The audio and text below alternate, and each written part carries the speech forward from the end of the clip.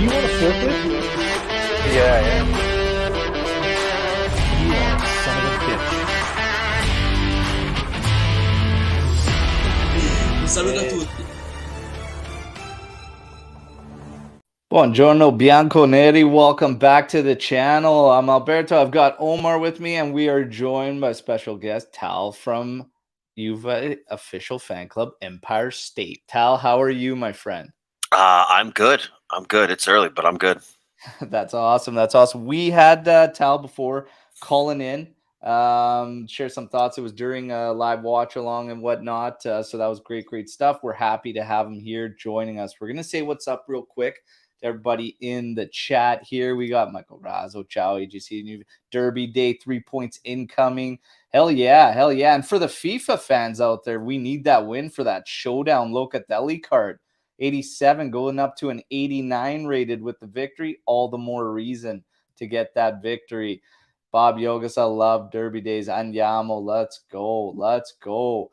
Justin B liked and subscribed. Absolutely, everybody like the video, please. We've got already some predictions coming out. Let's win 2-0 today. Hey, let's win 5-0. Let's go.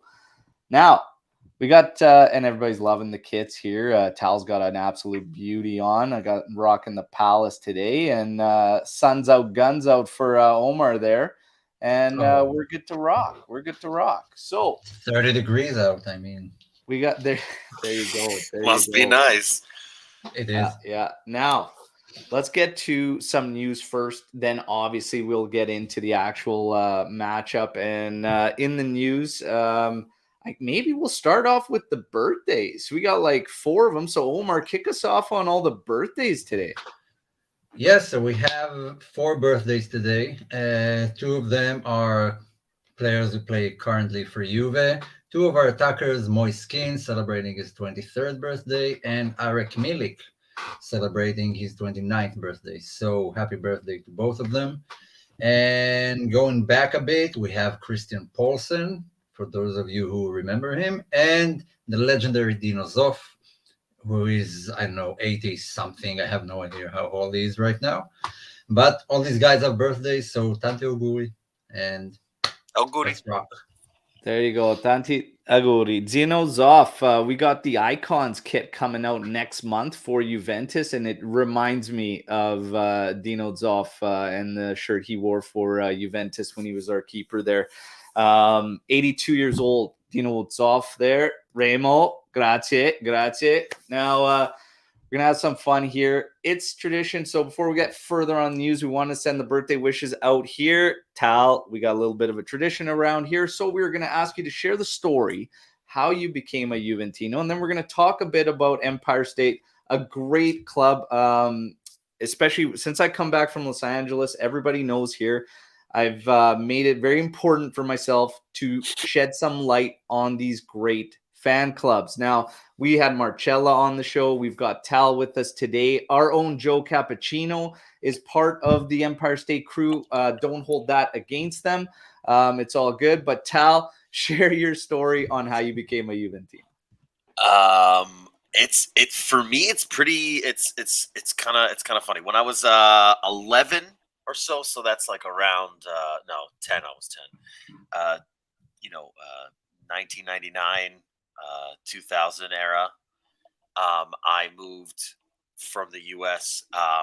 And all of my cousins, all we did was play FIFA, play football, and watch football. That was it. And I was terrible at all 3 of those. I didn't even know what I was watching most of the time. I didn't even know, was that good? I was that guy. Yeah. And for me, I really wanted to be good at some aspect of it.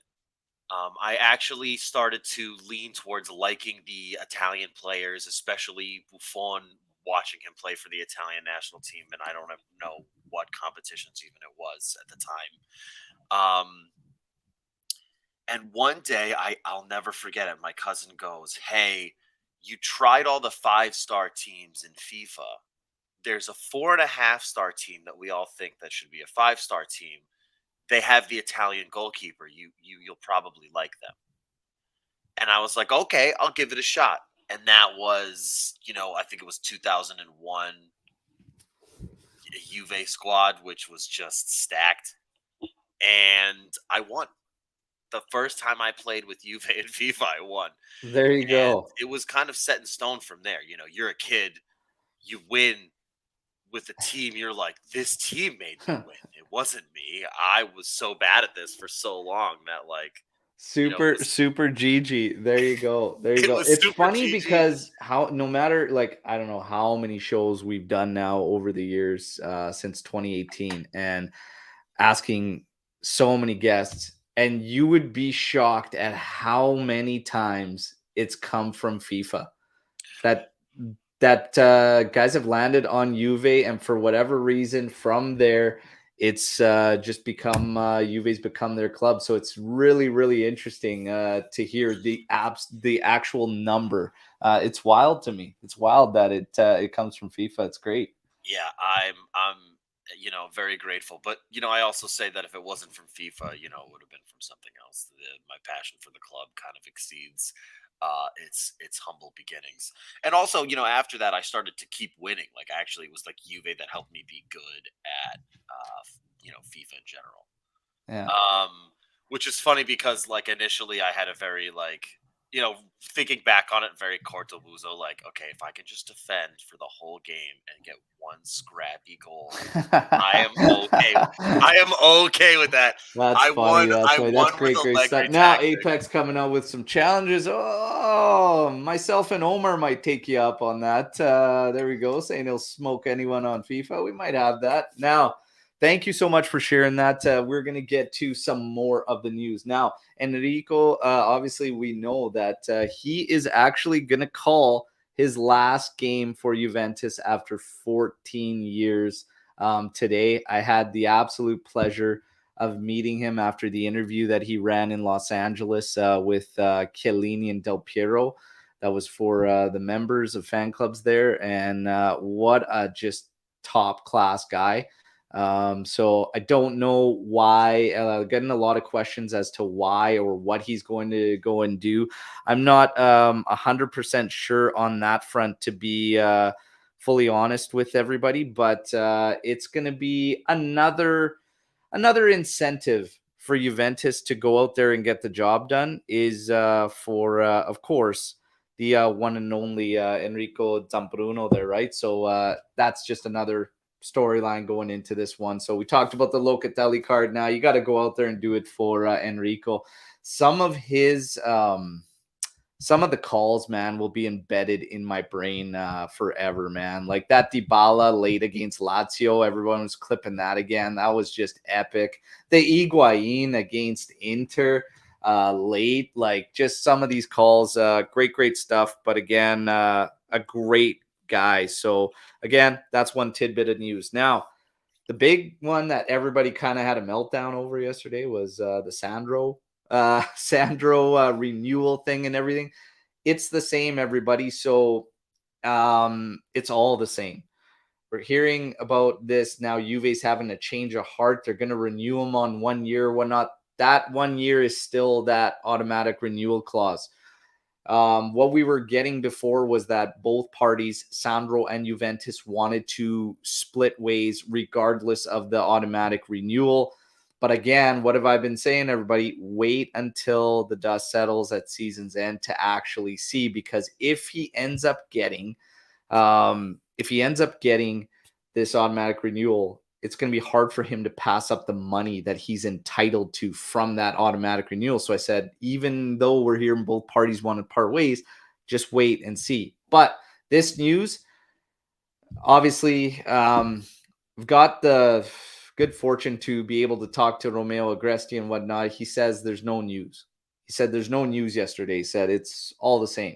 So from I'm going to stick with him on this one. I still see Sandro moving out at season's end, but in general, there are some Juventini that were trying to talk about keeping him around and seeing that positive that it could be in terms of waiting for younger guys to come in and develop. So I want to get you guys to weigh in your thoughts on Sandro and should we carry him on for another year at Juventus? Omer, why don't you kick this off on this one, then we'll get Tal's thoughts. Well, first off, your question, the answer is no for me. No to keeping him, but I don't think it's in our hands. I mean, it's an automatic renewal, and it looks like Allegri trusts him. Keep him off now. for 40 games. So technically it is. Yeah, that's what I'm not seeing happening. I mean, Yeah. Allegri looks like he has a full trust in him, and he honestly, there's no one right now for that specific role at Juve. If we're playing with a three-man defense, we have no left-footed center back anyway. Yeah. I mean, the media are flipping their records every week. 1 week we're letting everyone go, then we're keeping these guys and might renew. So, like Agresti said, there's actually no news. It's exactly the same as you've heard a month ago. And wait until the season's end, because I don't know. I find it hard to believe to a lot of those news. Yeah, and let's keep it to the reason of the question. Like, no, why no for you? Because that's it. He's run his course, done what he had to do. I mean, he's probably going to be the most decorated foreign player for Juve ever, or at least the one with most appearances, which is shocking, to say the least. But it's just, if Juve want to compete in Champions Leagues and stuff, this is not the level of players we need. We need something better. Maybe as backup. I mean, if Cambiaso returns and he takes that role of the first starting left back, fine. If not, and we're going to see Sandro again next season, and it'd be like, a band-aid just not to buy a left-footed center back, then absolutely no. Yeah. Tal, real quick weigh in.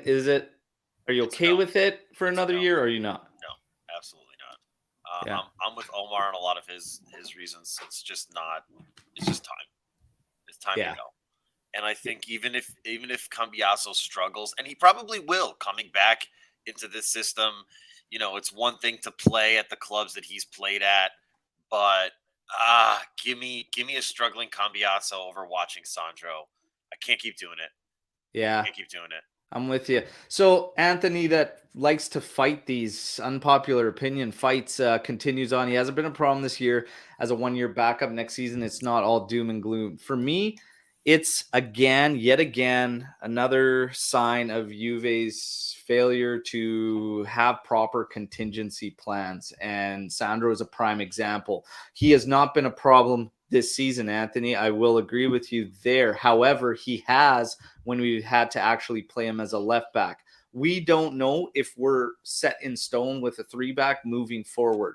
So if we all of a sudden do want to revert back to a 4-back system, he is absolutely useless because he can't play a center back in a 2-man pairing, and he can't play as an outright left back. So he's done and dusted. And you want to factor in the 6.5 million. That's a big no for me. It's time to move on. It's time to move on for sure. And I would gladly take some young guys. And again, there's options in the market, and there's a lot of free agents there, which Juve, if we're being honest, will probably have to utilize based on the situation. And again, there's so much uncertainty, but there are a lot of options out there. And I just don't see the full benefit of keeping him around. The other thing I want to highlight is the fact that we renewed Danilo. The fact that we renewed Danilo also makes this one a no-go for me, because Danilo's somewhat up there in age as well, but he's versatile. He could play the right side. He could play the left side. All the more reason to bring in a young guy and have him learn and groom behind Danilo, or even play the left side more naturally, depending on where Danilo goes. The Danilo renewal for me is key in why we do not need to keep Sandro around any further. That's a big one for me. Tal? Even Danilo being renewed is like, Danilo should realistically, I don't, nobody, jumped down my throat for this one, and I love Danilo. Danilo should not be starting for us either. We should have somebody better.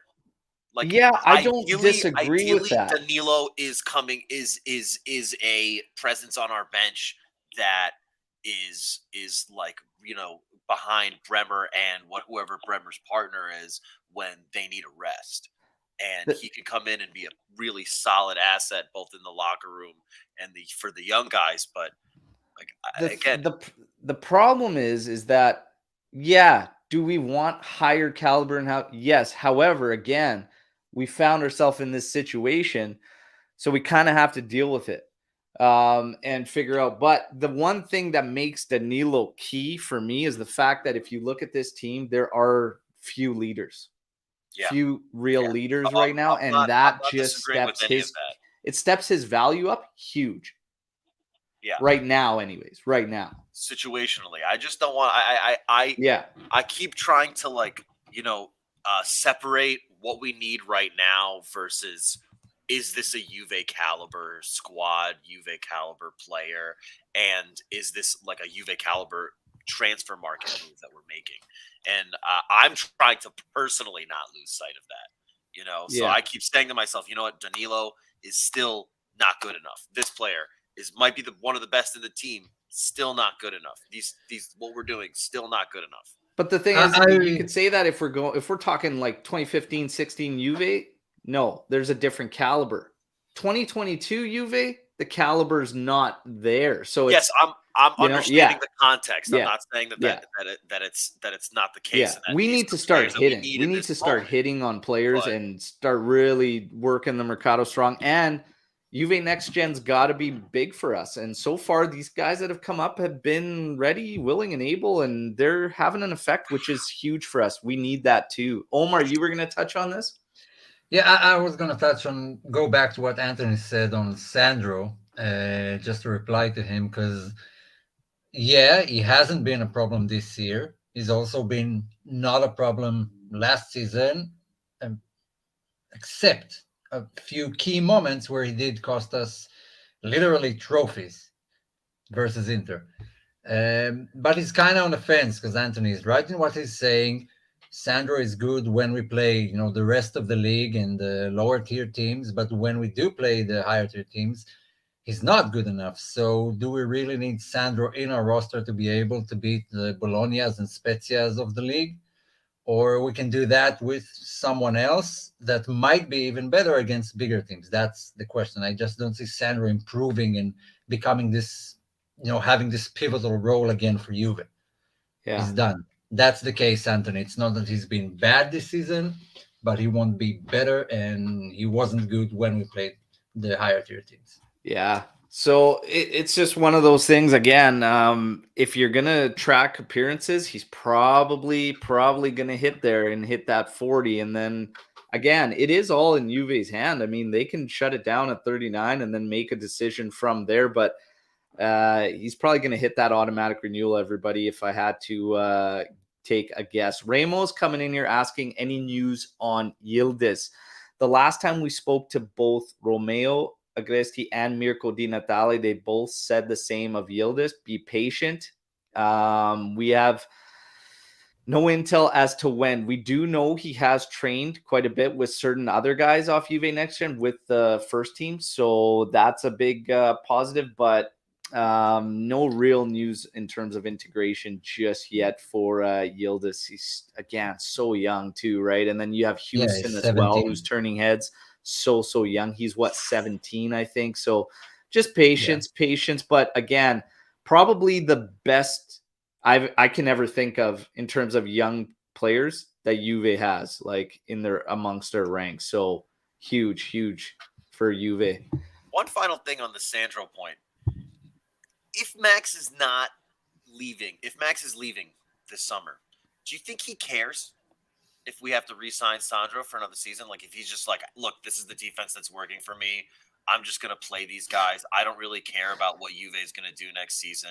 I'm just trying to see out the rest of the season myself. And I'm not saying that he's going to do that. I'm just saying, like, what are the odds that he's going like, you know what? I have nothing else here. I have to play Sandro in another 12 games. And he's going to have to close out the season with, 47, 48 games.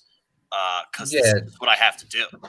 That would be the catalyst for everything. I mean, every transfer rumor we talk about eventually depends on if Allegri stays at the end of the season or leaves, which depends on what we do for the rest of the season. Do we win Europa, win the Coppa Italia, whatever happens? So everything is a big question mark. Any player that is mentioned or related to Juve is a huge question mark, depending on Allegri's status at the end of the season. I don't think if Max wanted out, he would have had a perfect opportunity to leave already. Multiple opportunity. I don't think He wanted he's to go, didn't he? I mean, that was a whole thing that he handed in his resignation also, and they said, "Nah, you can't. You don't have to leave." well, do we know Is that that's rumor? Is that did that happen? that I think was that was a that rumor. was a rumor that was spreading enough. around there, but nobody ever actually, none of the big guys ever actually said that he turned in his resignation. Like actually, and like you heard the thing where Agnelli said no, like you're not, you're staying on or whatever. But I don't really know, man. I don't know.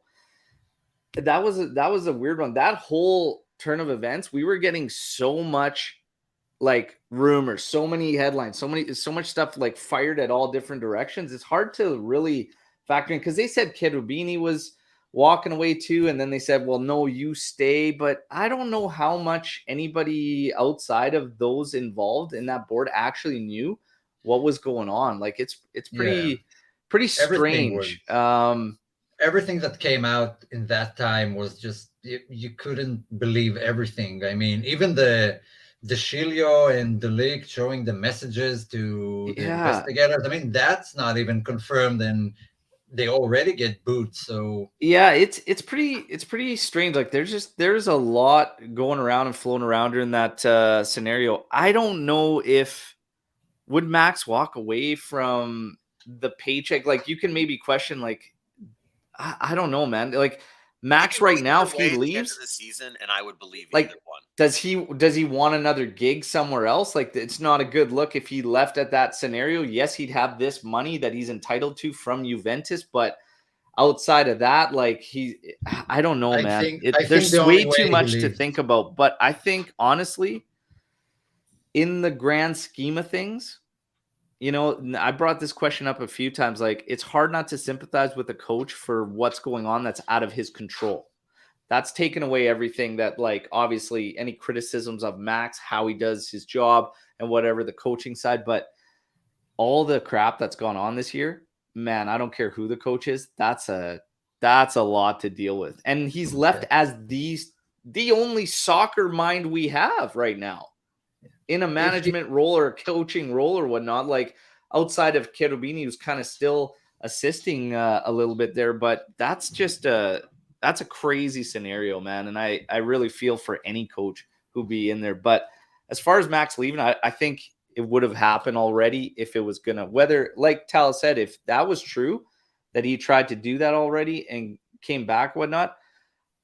I don't think they're changing his mind.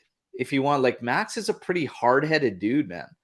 Like, Yeah. I think if he was like, "Nah, I'm out of here too," I think he's out the door. I don't think they convince, like, how did they convince him to stay? If it wasn't money and again, that's why I think there's no way he's walking away from that money, because after this gig, if he left at that moment, he's got nothing else on the horizon as far as like a coaching. He'll get a coaching gig, but it'll never be as lucrative or anywhere close. So maybe saving face to him was pretty important. If right? he leaves, it's because he's fired. Yeah. He won't leave out of his own free will. Yeah. I'd have to think the same. But anyways, the Max thing is an ongoing storyline. We just continue to watch it unfold and see what happens. Højlund and Vlahovic. So obviously another big thing in the news is Vlahovic and just uncertainty around what could happen potentially at the summer. But Højlund named as a target that Juve's looking at. Yesterday, we also heard, so this was 2 days ago that the Højlund news broke out. And then yesterday we were hearing that Juve has actually reached out to talk to him and his entourage about the potential of joining Juventus. I'm going to get your guys' thoughts on Højlund. Now, the thing with Vlahovic that we have to all take into consideration is that nobody's going to know until the summer, because maybe, just maybe, Vlahovic might want to leave if we can't find our way into Champions League football. Juve, we know they're not going to sell unless it's top dollar, and they need to stand firm on that ground. No discounts for anybody. And if we find ourselves in a situation where we have to sell, doesn't matter. Doesn't matter. Stick to your friggin' guns. Figure this thing out, but no more discounts. Now, take the Vlahovic uncertainty out of the equation. Your thoughts on Højlund as a player, and tell me, we'll start with you on this one, then go to Omer. I haven't really seen enough of Højlund to get an accurate picture of him. It seems like he plays a lot similarly to the way Vlahovic plays. I have his like transfer market pulled up here. He seems like he's really kind of cutting that like real number 9 striker role. I think that he would likely struggle in the same ways that Vlahovic struggles. And yeah, I mean, I saw that comment, his work rate is amazing, but like, we don't know what, say it's the same system.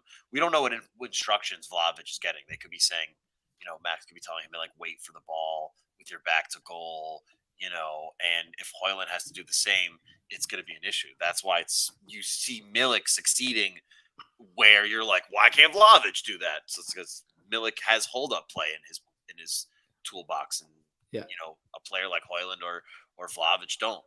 I don't know if it's necessarily a good move. I mean, if you sell,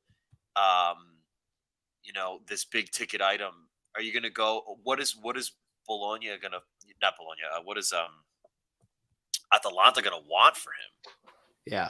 If we sell Vlahovic for, let's say we get a good deal, right, and someone comes in and gives us 120 million, and we make profit on Vlahovic. I know we're saying exclude Vlahovic from the deal, but Atalanta's going to know how much money we have, and then throw the Juve tax on, and we're going to have to pay another 80 million for a striker. And, there's going to be no 15-point deduction for Plus Valenza for Atalanta, but yeah, what we just replaced Vlahovic with Vlahovic because Vlahovic wanted to leave. Omer, what do you think of Højlund? Look, Højlund, I think I did watch him a lot this season, as much as I could.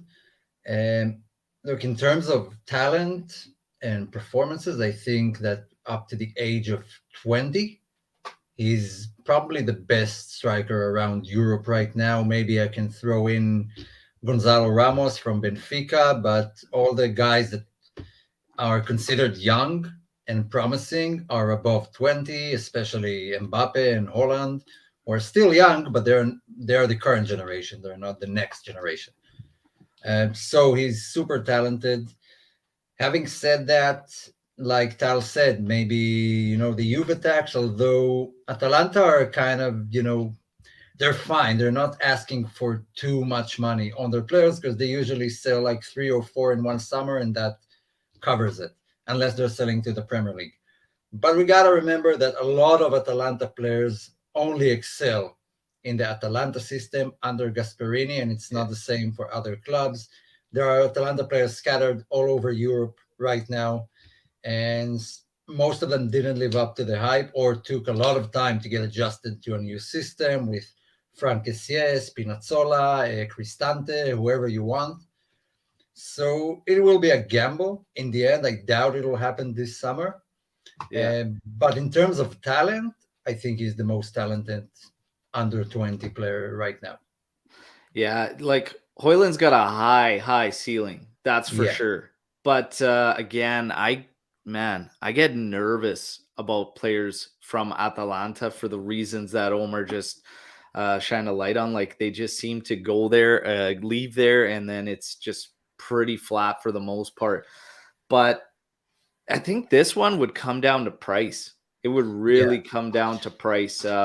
Basically, if that price tag, if they want a price tag of where his ceiling is, well, then it's not going to work. If they kind of take a hit there and they kind of make it reasonable for what he's done now, which is essentially nothing really, other than show that he's got potential. Because, I mean, he's sitting at what? 6 goals, 1 assist or something like that in close to how many appearances? Like 18 or something? 20? 20. Yeah. Yeah. So, I mean, if they factor in the numbers and kind of like where he's at right now and don't just try and jump us to the ceiling, that's kind of one of those things. But for Juventus in general, it's going to come down. There's so many question marks. And that's why I say it's always hard when you're looking at players coming in the summer, because are we going to have the same coach? Are we going to look to play the same style? Are we going to change things up? Like there's a lot. He is, he would be in sense of profile, a very similar profile in terms of how they play. Milik obviously has a little more in his toolbox, like Tal was saying, than Keane and Vlahovic, and it shows up in the play. So again, Højlund would be very similar to one of those two other guys. He could easily be another Piontek. I mean, someone said here, stop buying the 6-month prodigies we have in Italy. Yeah, I agree. Wait, give him 2 seasons to prove that he is consistent and can maintain that style of play, and then we can talk. Alberto, you said he has 6 goals and 1 assist? 6 goals and 1 assist, I think. Doesn't Moise Keane have better stats than that and less games? Yeah, but he plays for a better team. Oh, sure. But, we're always praising the Atalanta system. So if he's only getting that much in 20 appearances at Atalanta, and we have a guy on our squad that's doing more and less games. Yeah, he will also cost us 40 million. I know, but we're already spending that 40 million. You know what I mean? Like, look, the one that interests me is Koopmeiners, because we've also been linked with Koopmeiners from Atalanta, and that seems like a much more, player who's been around the block. He's a bit older, and we do need that type of beast. I believe if Rabiot leaves, this physical beast that doesn't stop running, that's a really interesting link-up. Not at that price tag that was rumored, though. I would be more interested in Koopmeiners than Højlund. Like, not at 60 mil, though. No, not at 60 million. Koopmeiners? No. But we can work something out. Like, the rumor was 60 mil, and I was like, as a player, I like him. I do like Koopmeiners, but Jesus. You can have 20 mil and you're not even close on that price tag. Like, not even close. But we can work something out with them. Maybe we'll loan them one of the youngsters or 2. Caviglia, the guys who are walking around Serie A. All right. Now, we're going to get, obviously, to the task at hand, the Derby Della Molle. Okay, we had talked to you a little bit of those news. We've got some more discussion I've lined up for after. Of course, we're going to do a Storm the Barn session with questions. I just want to give massive shout out, okay? We always say it helps us out a ton on the channel here when you guys can help us and clip sections of videos, clip certain discussions, clip funny stuff that you thought was funny, and just post it out. So I want to give a massive shout out here to Peter Paulo, who reached out to me on Instagram. This was his YouTube channel, okay? Mealy Bow, he posted this on his YouTube channel, then sent me the video. It went pretty crazy on TikTok, and it's just great stuff. So thank you for the edit. I told him we would definitely show him some love and post it on here, and you guys can take it in. It was great stuff. And again, anytime you guys want to do this, this is amazing. We love it. So, where's the audio here? Is it not going to work now? Going to do me like that, eh? Come on, we've tested it. I know. It's okay. Let me bring it back in. I bet you it'll work now. Oh, Peter. Sorry, bud. We'll get it sorted out here. Yeah, but nothing like good banter. Oh, yeah. That's what we're here for, right?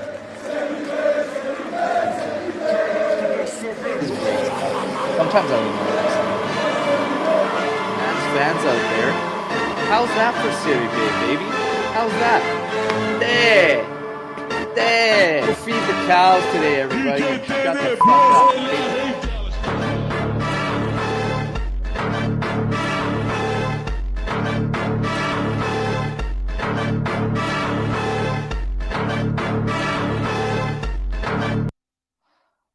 That's just great stuff. So thanks, Peter. Amazing stuff. We thank you guys. And again, sharing the content, clipping it, whatever, that's huge. Like I said, we do this on the side. It's a passion project. We all have obviously personal lives, families, work and stuff. So whenever you guys get involved and do stuff like that, we just appreciate it. It's huge.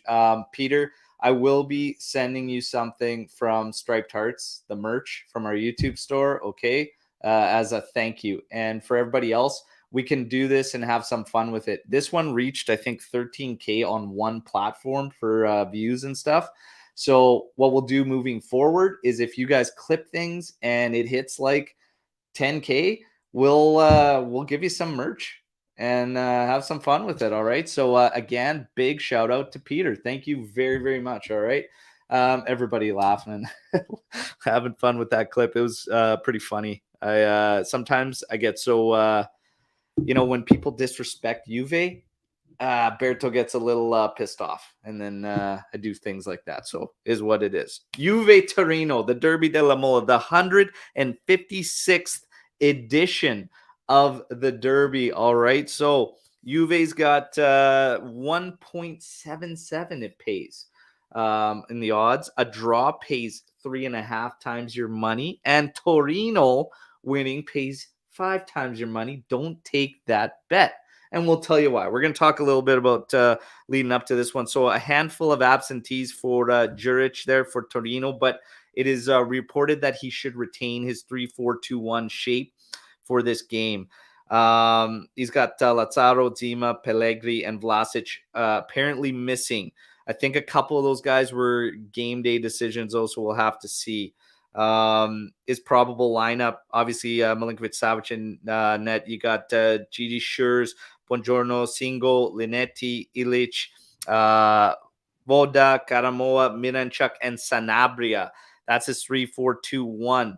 In terms of Juve, hey, we know where we're at. Since that terrible loss to Monza at the end of January there, we've won 3 Serie A games on the bounce while going unbeaten in 5 across all competitions.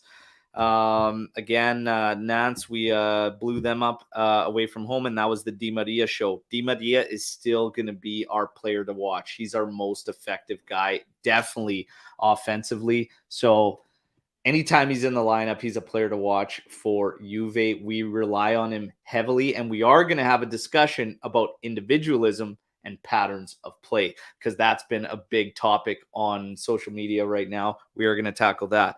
In terms of Juve, what we should see, and this is what we should talk about, is that midfield, because if Max pulls this off, this is ballsy. But Szczesny in goal, Danilo, Bremer, Sandro straight across the back. We know Bonucci's on the team list, going to be on the bench. Pogba and Chiesa on the squad list, okay? Not starting off. Quadrado said to be started. Fagioli, Barnechea, Rabiot, Kostic with Di Maria, Vlahovic up top. So that lineup, we got to talk about Barnechea and if Max actually starts him. But for Paredes, this is interesting to me because in the daily update videos and our last show leading up to this one, I said, look, Manuel Locatelli, we know is suspended. In the Derby, heart and drive and determination sometimes takes over because usually your tactics go out the window and it becomes a bit of a dogfight. Paredes has lacked tremendously, and that's maybe an understatement if we're talking about that heart and that drive for his appearances. Barnechea, like, this is an intense way to get your debut in a start like the Derby, but ballsy move by Max, and I'm not necessarily against it, I gotta say, because of those factors. If you put this kid in, you know you're going to, at the bare minimum, get that effort, work rate, and that drive. One of the things that Paredes has fallen flat on his face on. But in terms of doing it for the Derby and putting him at the heart of the midfield, or does he potentially slot Fagioli into that heart? This is a crazy one. But, guys, your thoughts, just quick shooting from the hip on Barnechea if he gets that start. Either one, who wants to lead us off? Omer? Tell? Yeah. Mad Max, what can we say? That's like the most Allegri thing to ever Allegri. I mean, you I don't know. Was Paredes really his chosen guy? I mean, did he really choose him? Imagine that conversation. Since Lucatelli got that red card, Paredes is like, yeah, finally I'm going to start in the Derby. And then one day before that, tell him, listen, you're benched for another Argentinian youngster, just like in the World Cup, another Enzo. And suddenly it happens. So it caught me off guard. I never expected anything like that. I did watch a lot of his clips, not too much to look at because he plays as a defensive central midfielder. So there aren't a lot of highlights for these guys. They just, win balls and pass them to the closest guy near them. So not a lot of goals and stuff. But you got to watch these guys play. The CDMs, you got to watch them play to really value them. So I'm actually excited. I mean, Paredes hasn't done anything to justify starting position for Juve so far. Yeah. Tal, your thoughts on Barnechea? I'm excited. I think when any youngster proves in training, again, I think it always comes down to that: who's performing in training. We'll always ask like, "Oh, why is this person not starting?" We don't know what a coach's decisions are based on and how they're performing on a day-to-day basis, which is something that, like, again, what we don't get to see, we don't get to judge. If you could see Barnechea is putting 110% in training and Paredes is not, and I'm going with Barnechea. I also think that for the Derby, I mean, from what I've seen of Barnechea, he's physical and he's very smart also with his tackles. He might not have that necessary passing range on him to be like a ball distributor so much, but I think that his physicality leans into how I hope Max comes out with his tactics for this game. That if we get into later, I'll bring that up. And look, if he does well for 6 months, we can sell him for 120 million to Chelsea. I mean, yeah, we're just stacked. 120 million release clauses on all of our youngsters. Yeah, I mean, we're stacked with young midfielders. We're stacked. We have 2 on our team. We have like 3 out on loan, maybe even 3 more in the next gen. And now this guy who's been training with the first team and has been called up to a couple of games this season. I mean, it's not the first time he's in the roster. Can we just talk about that briefly? How like we made such bad transfer decisions in the last, I don't know, 7 years that we have managed to create a actual working youth system in that time that's now provided better alternatives than some of our transfers have. I'm actually happy they did both at the same time. Yeah. That they didn't disregard, the youngsters and really invested in that project and gave it like a daddy to watch over it, which was Cherubini. And actually, I would like him to continue to do that when we have a new sporting director. But let's see with the investigation. But it bears fruits. I mean, investing in those areas is evidently for all the teams that do it. It bears fruits, and not all of them are going to play. Some of them are going to be sold, but give them enough time and you can sell them for, I don't know, a hefty price. Yeah. I think also if you look at like the last like 10 Champions Leagues that were won, there was at least like 2 players on every squad that was a youth system product. I don't know if Real Madrid had as many, but if you look at like, obviously we have the Barca. Even if you look at Bayern Munich's most recent Champions League win, I mean, they have youth products on that team that are able to all the time beaters. And if you can't have that 1 or 2 guys that you don't have to pay for that are just class on your squad, like that is huge. That pays. Yeah. That's your 120 mil signing for free right there.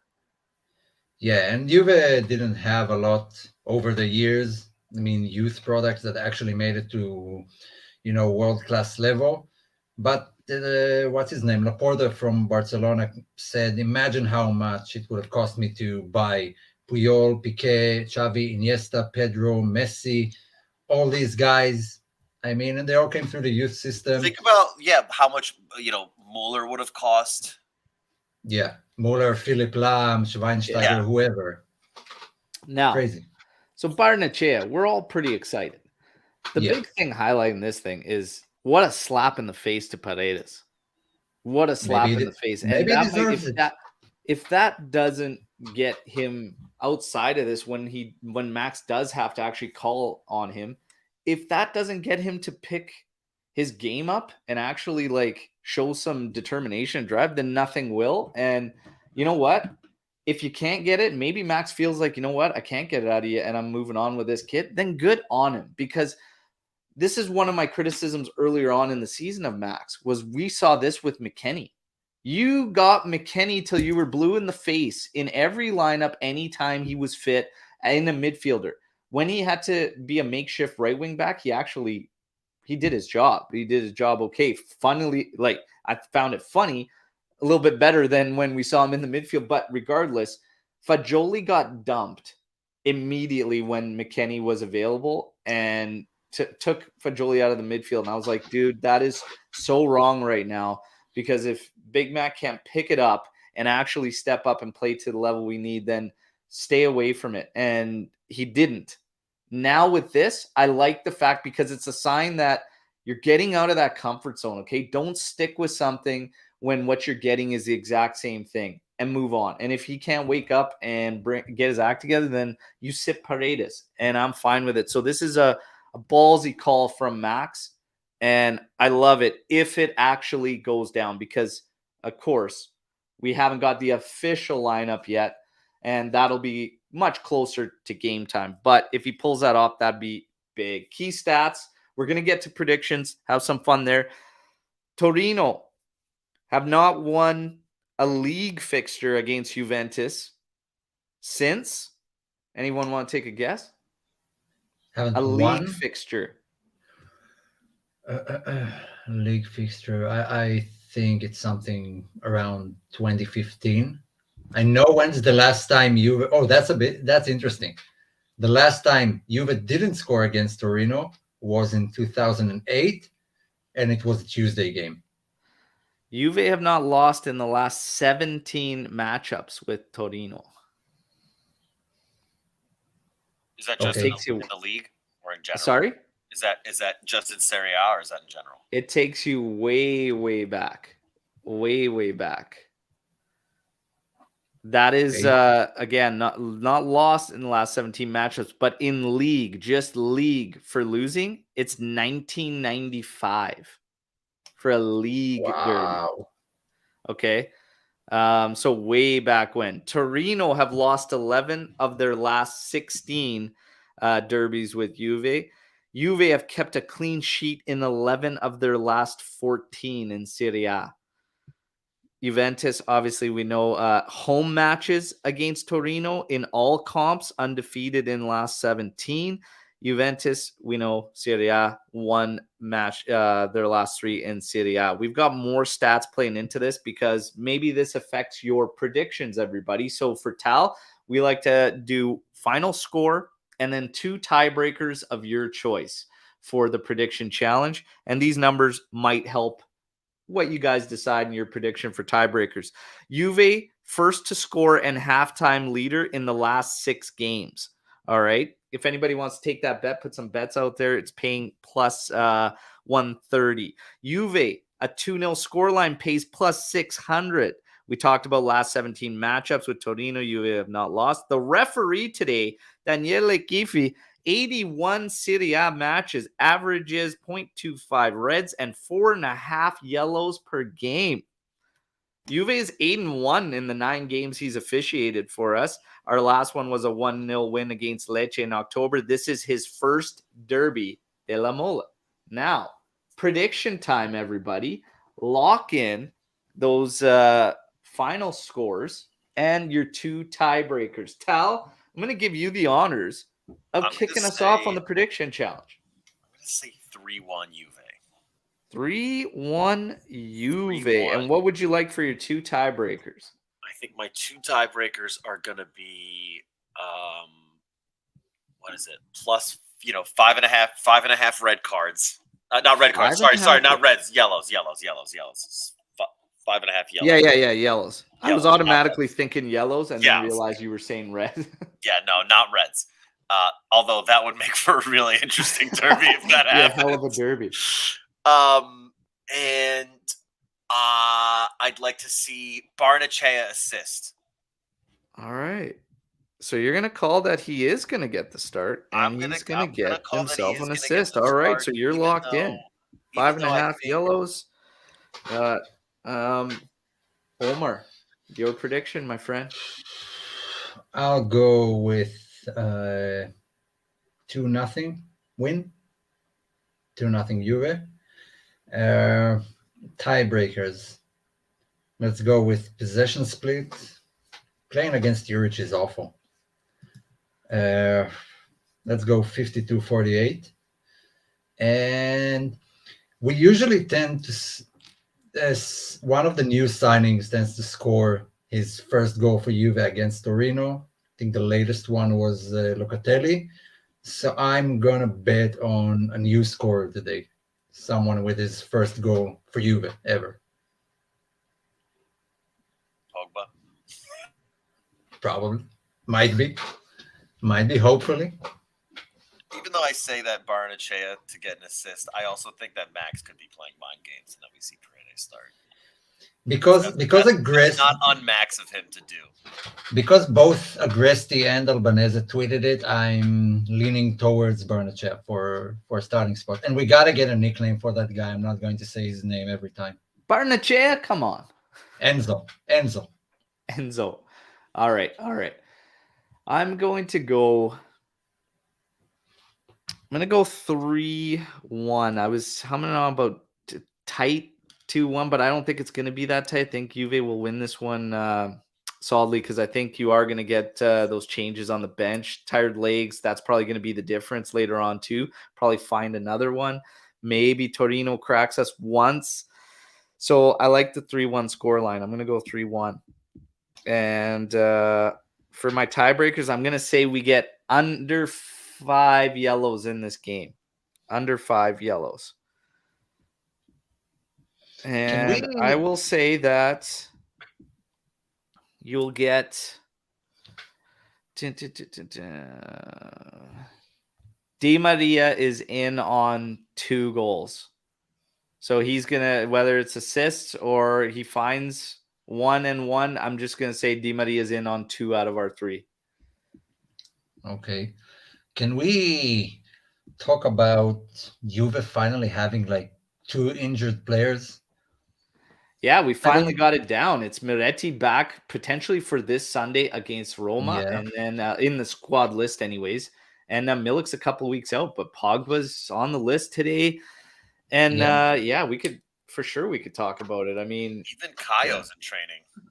Yeah, Kayo's gonna head to Juve next gen and whatnot. So I think it'll take some more time till we see him back in the roster with the senior team. So I'm not counting him right now as an injured player for the first team. But Miretti and Milik, fine. Locatelli, it's a red card. It's not.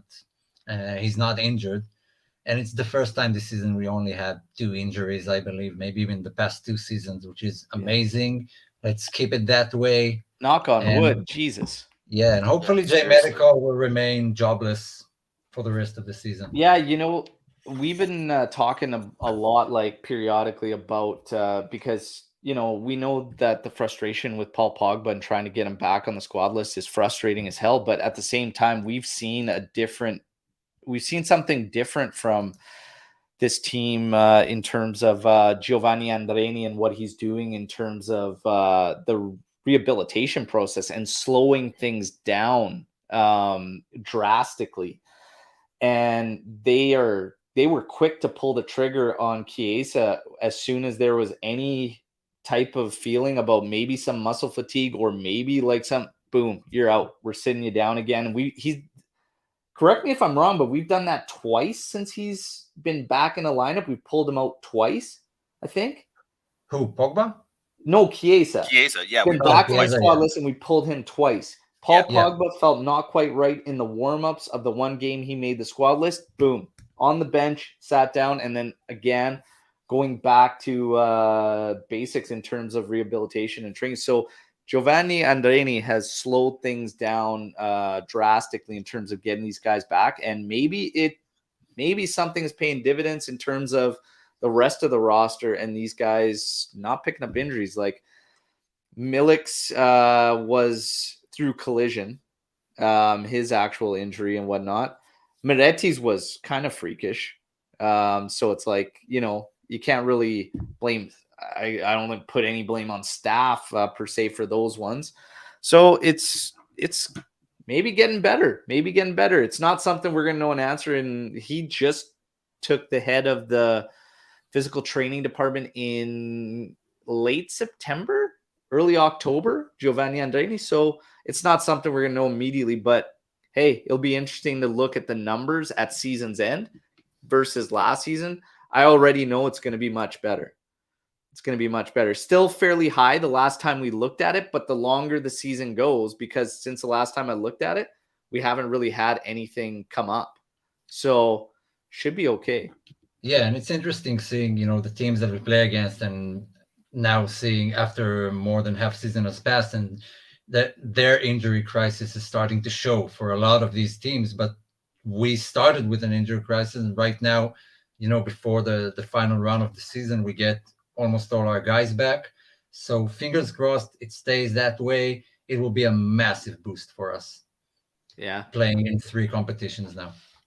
Now, we're going to get to some Storm the Barn session. We're going to lead things off with something that's been going around social media because I want to talk about it. And it's this discussion about patterns of play and essentially individualism. And, using the thing like, well, they're showing clips of Thierry Henry talking about Pep saying, well, in the final third, I opened it up to everybody. And this has been one of the criticisms of Max is that he relies too heavily on individualism. So they're using what Thierry Henry was explaining about Pep to defend Max, essentially that, hey, look, all these guys depend on their stars to be their stars and the individualism. I got a problem with that, okay? It's not so clear cut. There's definitely, again, Cesc Fabregas is the latest to talk about too. All the coaches, this is quote from him, all the coaches now talk about pattern of play. I'm not against it at all, but special talent is dying because of it. From a very young age, boys are being told what to do. Before there were positions, but you can move more. These things are being lost. So in terms of talking about young players, special talents are dying because they're being taught patterns of play and whatnot. I'm not, again, can't really speak to that because I'm not out there watching how all the young kids globally are training and whatnot. But I can speak to here and young players that I've witnessed and seen through training because my friends run an academy here. And I get to watch a lot of young kids and whatnot and watch them develop. And I've seen some get college scholarships and everything and seen them play for quite some time. And I can definitely tell you that the kids here are definitely top pattern of play. I can also tell you that the ones who are special still shine. They still shine. You could still pick out the guys who are that cut above the others. So I don't necessarily agree with it. They spend more time on those guys. So maybe that's something that is, I don't know where Sesh is even talking about this or whatnot, but the thing is that they can see these guys here, the guys that are cut above, and then they start pushing them and they start putting more on them and they start training, working with them a little bit more and differently to kind of nurture that. But pattern of play is still very, very much a focus at my friend's academy here. In terms of tying this into Juventus, I believe it's a combination of everything. You can't just yes, you need your individual players who are brilliant to be special talents. But that doesn't mean that you throw pattern of play out the window. You still need a pattern of play to put those players in the best position for them to be those special talents. So, for instance, when we play a game and we try to go up the flank and Monza has shut it down and they're there before we're there because they know that's exactly where we're going to go, you need another pattern of play to get those individuals into the areas where they can do damage. So to just say, oh, you guys figure it out, the individual needs to come through. Not so much. You've got to have a plan. Okay, they're going to probably shut us down here. This is what we need to do to come through centrally to start to challenge them there. Because if they're going to take that away, there's got to be some space for us to move here.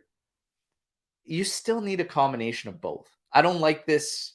I feel like it's another same discussion of when we talk about beautiful football versus defense. Like, the truth is, it's all about balance, man. It's all about balance. But what do you guys think about this pattern of play versus individualism that now we're starting to hear about all the time? Can I start this off? Because I've been having this go conversation ahead. a lot recently. Fire away. And I have a theory about Max in general, and it's been corroborated by things he's said recently. I think that Max doesn't necessarily work with the team on patterns of play as a team. I think that he might do a couple of scenarios here and there, and they're probably mostly defensive scenarios and zonal marking scenarios. But I think that Max works a lot on drills that help players develop personally, technically. So on an individual level, because if you listen to all of his match pre-matches, post-matches, all he talks about is we need to play technical. We need to be technical. We need to play physically. That's also what he wants in all of the players that he asks for in the transfer market. Technical, physical players. So I personally think that whatever kind of player you are, you're going to get the technical, physical training. I also think that players that thrive in an Allegri system can go on to play really well in other teams because they've spent so much time being an individual that when you put them into a system, they're like, oh yeah, I can do this and I can do all this other stuff. You know, like that's why I think if you're going to see Rabiot go to another league that's going to have like an actual midfield system and he's going to kill it. They're going to be like, how was this gem hiding and playing terrible games at Juve for all this time? And because he was able to develop technically under Max, you know, I think that he's going to be able to excel. I think that. And then recently he came out and spoke about two players in particularly. He spoke about Vlahovic, working with Vlahovic personally one-on-one, and he spoke about working with Bremer one-on-one. Working with Bremer to try to be more of a ball-playing center back. And I forget what it was with Vlahovic that he was working on, whether it was hold-up play or a certain type of finishing or whatever it was. But that being said, again, there's more evidence of him working individually with players. I think that the beautiful marrying of kind of what a coach does is saying like, all right, I have these players.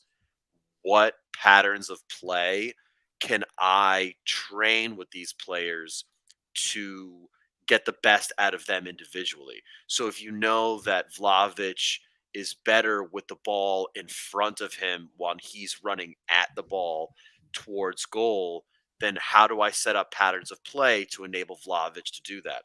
You know, I think it's also not even, you know, myself, who's not a tactical mastermind by any means, you know, extending beyond picking out FIFA formations. You can see, okay, you have Di Maria on the right. He's the guy that you lead the ball to Vlahovic with. You know, you have the same thing with Kostic. Kostic shouldn't be crossing the ball behind Vlahovic with his back turned. Kostic should be giving the ball in front of Vlahovic.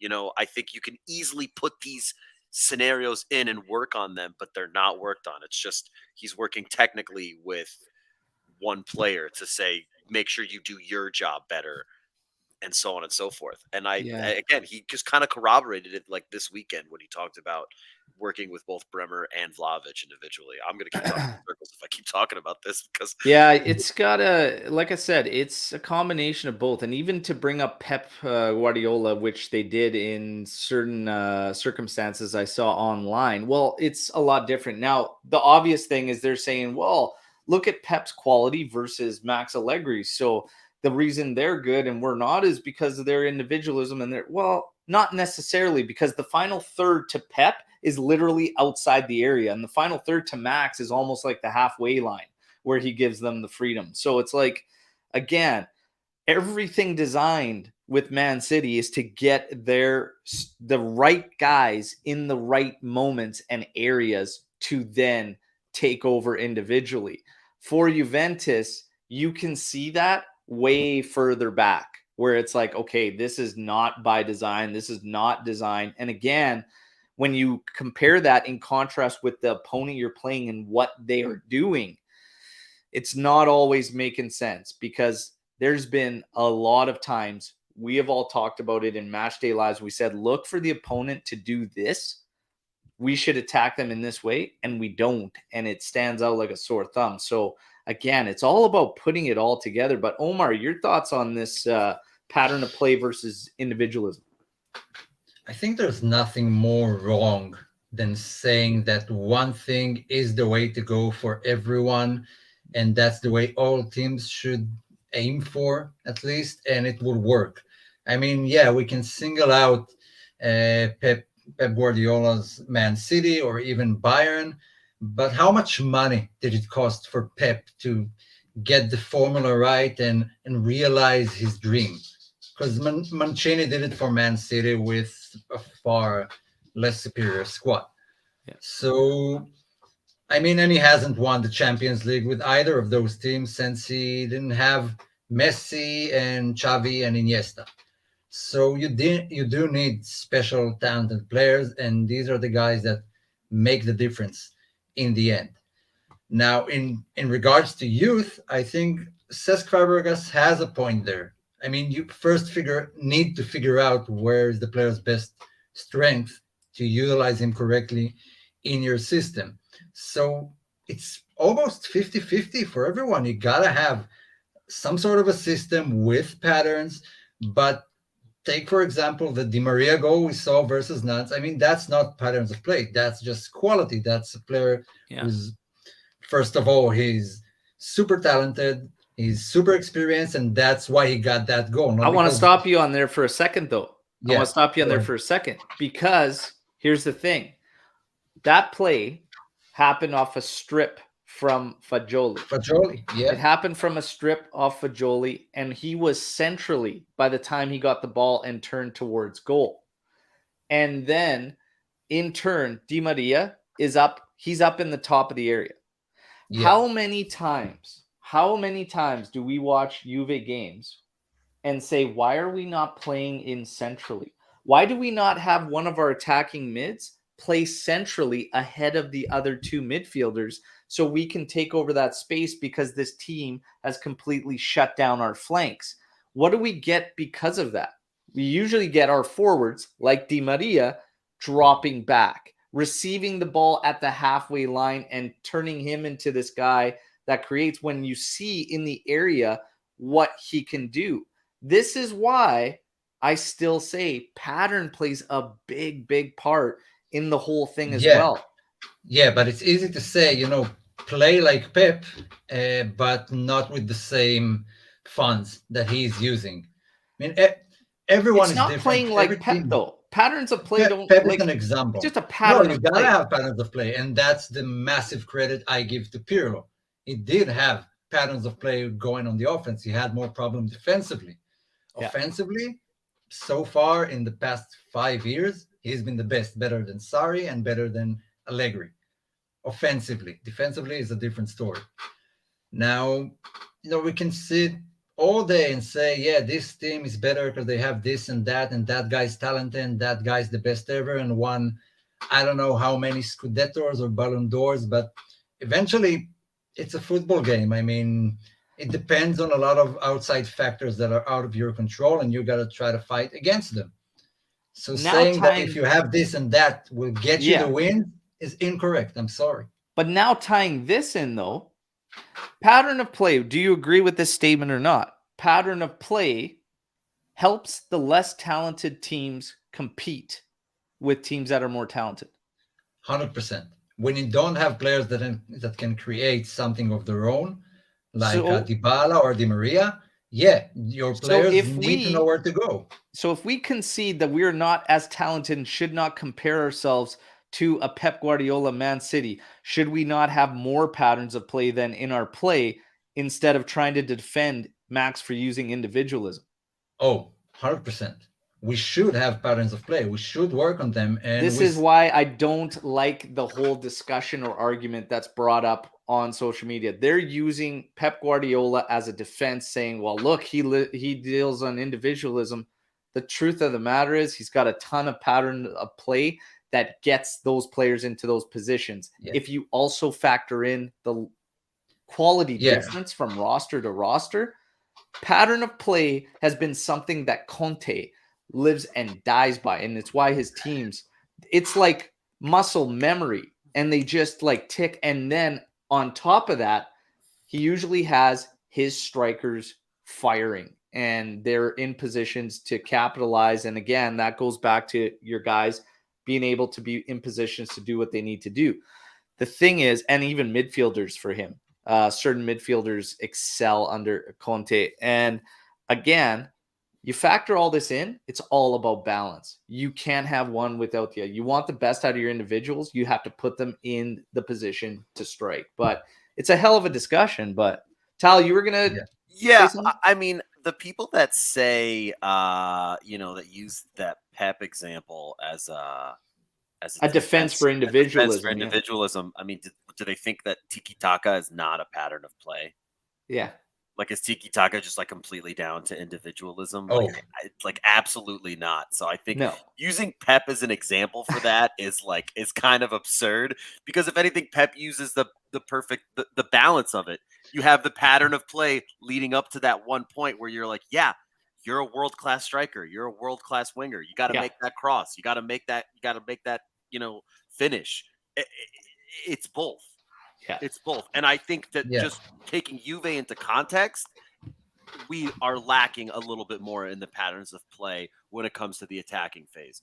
You can see that it gets worked on with the defensive phase, because all of a sudden you see like a few lines become one solid, line at the back against Spezia. The funny thing was they used this clip from Thierry Henry talking there, and then he goes, "See, complete freedom." And I made this run at the back line. I'm like, but you've completely disregarded all the work to get into that spot and to get, I believe it was Xavi at that time, in the moment, to be able to stand there 30 yards out and say, okay, I'm going to put, there's the run. I'm going to put it. He completely disregarded all that work to get Xavi in that moment to strike with the assist. So it's pretty funny. Yeah. It's just the whole thing's funny. You can't have one without the other. We are going to get to Storm the Barn. Get your questions in. We do have some already here. Let's see here. What? It's not even really a question. Ant coming in. We're hot off the press. PSG chief Nasser Al-Khelaifi has been investigated for kidnapping. Wow. Can we in parentheses put Shefferin's new best friend after that? Yeah. After his name? I think I saw that. I think that's what UEFA deserves. I mean, your hunt for money will also have ramifications. I mean, come on. Isn't I believe Hakimi is being investigated too. And Hakimi is being investigated for rape allegations. Wow. So see what the outcome is there, but PSG. Questions before we get the live chat to fire a couple in there. We're almost close to wrapping up, and then we're going to sign off before the Derby Della Molle, where Juventus needs to win again. For Enrico Zambruno, for the Locatelli SBC card on FIFA. Come on, we want it to be 89 rated. But do you guys, Tal, Omer, do you have any questions on anything that maybe we didn't tackle here that you want to bring up or whatnot right now? We'll open it up to you before we take a couple more from the live chat. I had something. Tal, go ahead if you have something I would like to briefly just talk about the kind of the JOFC program. Yeah, fire away. And how kind of integral I think the being a member of a fan club is these days. Look, I think all of us, and one of the reasons that myself and my other board members, we started this fan club in 2017 is because everybody's been like by themselves watching a game in a basement or but in a room and freaking your pet out or dog and cat out. Joe Cappuccino, who's also come to watch games with us, who's like a lovely guy. Well, yeah, nobody's perfect, right? We've all been there by ourselves, and the community of especially the community that we've been able to build where we watch games is just, to me, invaluable. I've met some of the best friends I'll ever have in my entire life as a result of this fan club, and I've put a lot of dedication into it. I mean, here you could see by my my vest here that's actually been worn by DeCilio. True story. Nice. I'll share that photo with you guys. Oh, you can sell that for millions. For millions. This is never. Whoa! Look at that bad boy. Yeah. I have to make a new one because this one technically violates some copyright. And then I have pins on it from all different eras. These ones are from the 60s. These are the one Man, star that is Juve sweet. era. And again, we the best part of the fan club system, every year with your membership, you get a member bundle. This scarf this year was the member bundle gift.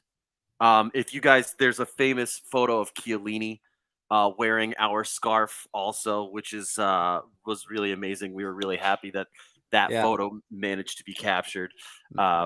Shout out to that's awesome. The members that were there that were able to get that scarf around his neck. But it's really about getting access to tickets to go to see games, especially home games. Yeah. Any home game, we have priority access to tickets. If you're a fan club member anywhere around the world, find your local club. These are people that want to watch games. These are people that want to watch games with you. And we're all, and I can speak for all of the North American fan club presidents when I say this, like the more the merrier. Yeah. And I have a group chat with all of them, and we talk on a regular basis on how to make this program better, more engaging. And this is kind of our Juve's solution to fan engagement, which, again, everything can be better, right? But it's gotten so much better since we've started, and it's just going to continue to grow, and we're so excited to be a part of it. For an example of something that we do when it comes to going to games, so it was before the COVID season, after the stop, we were actually going to go to Juve Lazio that year. But we managed to schedule it so that it was within the week that we were going to spend in Torino. We were going to see the now next gen play because they were playing at home. The women were playing at home. And the U19, the Primavera, was playing away at Torino. So we were going to be able to, during that week, see next gen, the women, the U19, and then that Saturday was Juve Lazio. Yeah. And then we would have flown home, I think, Sunday evening. And we were all very excited. There was going to be like 17 members, I think, going. Nice. And unfortunately, COVID ruined that whole thing. And we'd really like to get back to that. Now, I do want to say, just because there's a lot of questions that are coming in and everything, so I'm going to kick things off just by answering Michael Razzo. Yes, there is a fan club. YYZ did go down, but there is the main Toronto Juventus fan club. John is great. He's the president. James Martino is a great guy. He's been on our show several times. Great fan club. So Michael, definitely reach out to the Toronto fan club. They're on Instagram. They're on Twitter. And they'll reach out to you super John's quickly. Great They're guy. very responsive.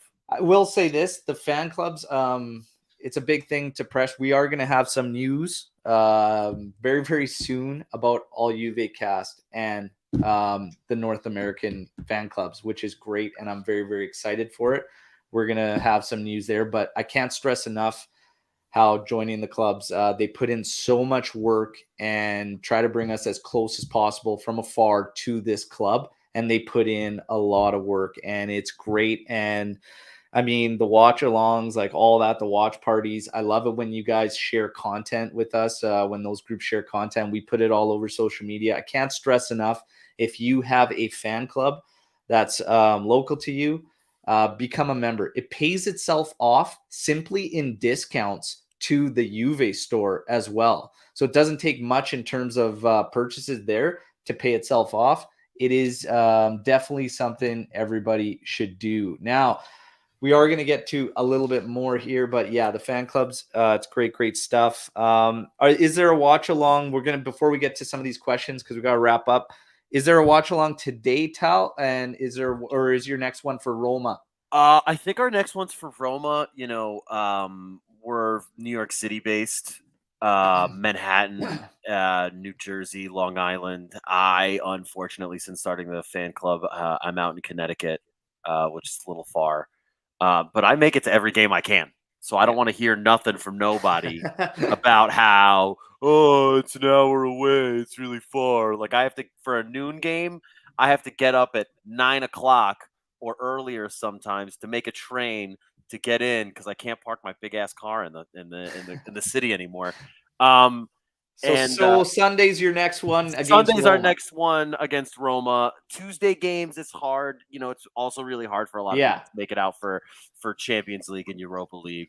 But we're usually always doing it. If you follow us on social, we're always you'll know we're there. And even if we're not there, the bar where we watch games will always have our games on. There you go. Always have our games on, and they'll always fly our flag. Maybe not sometimes if there's not an actual club presence there. And again, I just want to point it out. It's really, really easy to find your local fan clubs on the Juve website. Just scroll through the fan options on the drop downs there, and it's super easy to find. You'll find my contact information on there if you're looking for, the New York area, or reach out to all Juve cast, and they'll give you my personal information so you can ask me any questions you have about fan clubs or my fan club, our fan club in particular. If you want to come watch games with us, everybody's welcome. If you bleed black and white like we do, Legends is your home also.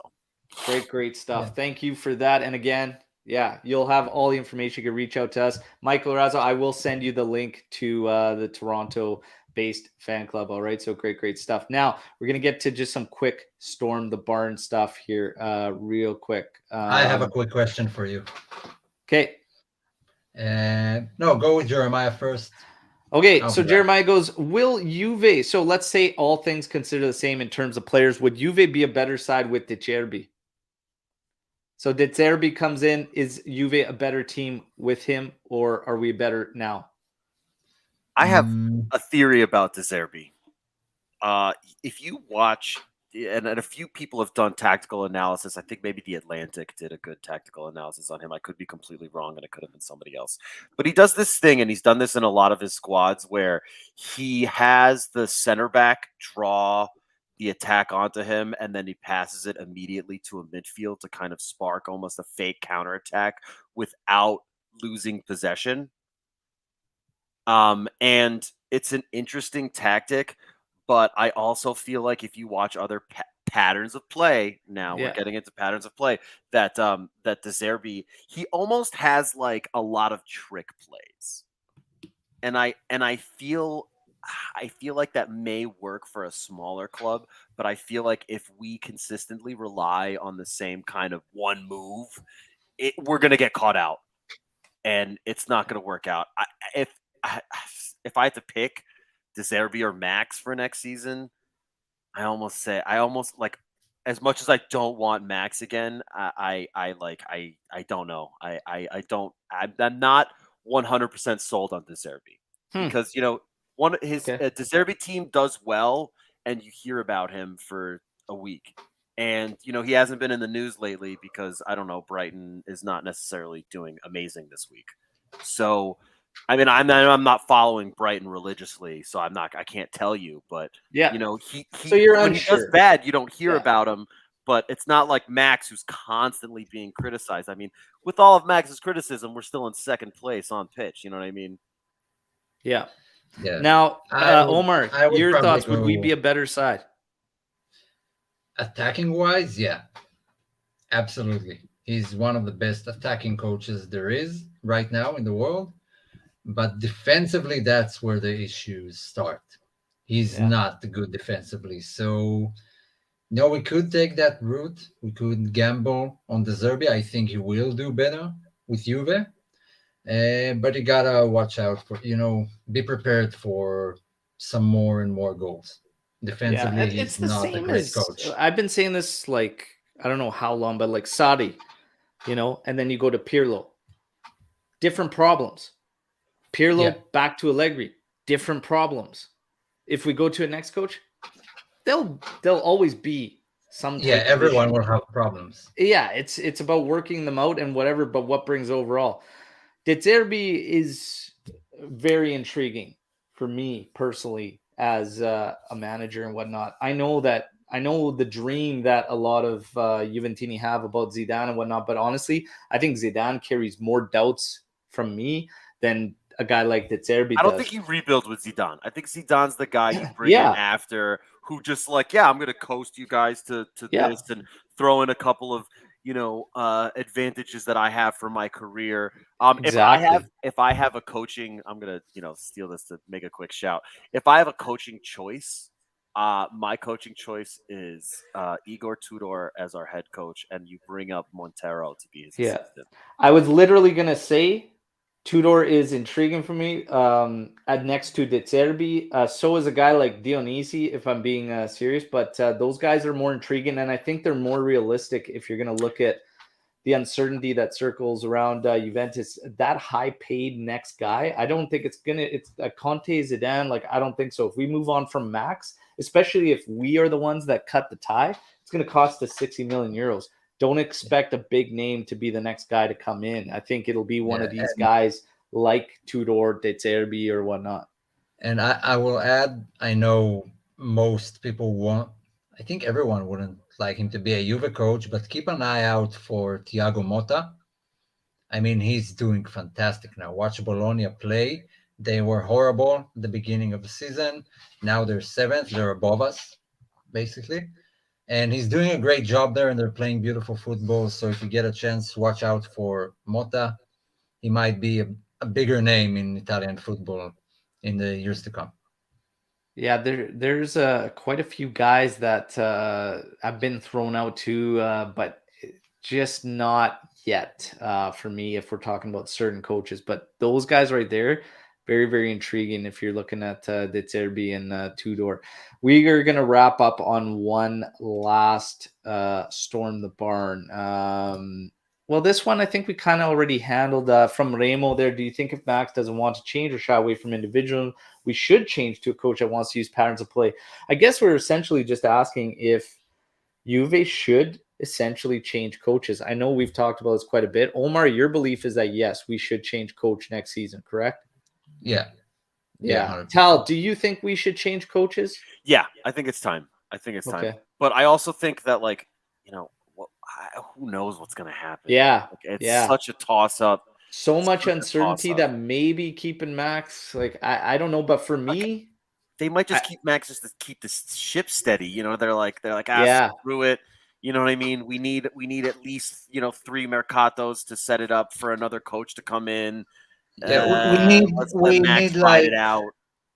We need more like 10 questions answered before we can make any move. Yeah, exactly. In the coaching area. Especially also, and I know you guys have said this on the show a bunch now, like if we get a new sporting director, like it's almost a 90%, 99% chance that we're getting a new coach also. Yeah. So again, it's all going to come down to first setting up that team, your management team, a sporting director, and what their outlook is and what they want to achieve, what their kind of philosophy that they want shared down the line, if it's in line with Max's or whatnot. But I mean, for me, my main reason is approach. I think just Max is a very, very safe in terms of approach. But every now and then he gets a little mad. Like we might have Baroneccia in the midfield today out of nowhere, which nobody would have really expected. And honestly, I would praise him for that. We're going to wrap up on this last one. If you were to choose one player in the world to bring to Juventus, who would you choose? If I'm not factoring in this team or anything like that and just picking a player, like for me, I'd go Mbappe because I think Mbappe is absolutely insane. So if I'm not factoring in anything else and just a player in the world I would bring to the event, it's Mbappe. If I could handpick. That's I think we had a similar question in the last pod. It was if you could pick one player in the world that would help this Juventus right now, if you could pick him up, place him into this squad. Which Mbappe was still on there for many people, but I would actually go probably De Bruyne if I was going to go that route for that question. But I will go De Bruyne. He's relatively old and too injury prone now. If I have to pick one, and I won't go like, just to keep it interesting, I wouldn't go Mbappe or Holland. I think Vini Jr. would be mine. I would like to see a trident with Vini on the left and Chiesa on the right. Yeah, that'd be sick. Vini's great. Tal, one player. Mine's gonna be a really hot take, and people might hate me for it, but give me Barella. Oh yeah, give me Barella. If a Barella that wants to play for Juve, give me that guy. We have if you can imagine a double pivot with Barella and Locatelli in there, that to me is just.